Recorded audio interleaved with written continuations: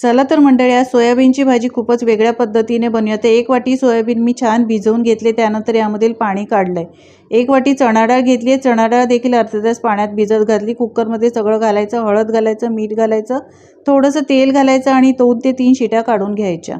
यानंतर कढईमध्ये तेल घालायचं, जिरं घालायचं, हिंग, कांदा बारीक चिरलेला, कढीपत्ता, कांदा चांगला मऊ झाला, कलर चेंज झाला की टोमॅटो घालायचा, दही घेतला, यामध्ये हळद, मिरची पावडर, काश्मीरी मिरची पावडर, धणा जिरा पावडर घातली आहे। सगळं मिक्स करायचं, त्यानंतर 1 चमचा बेसन घालून देखील मिक्स करायचं।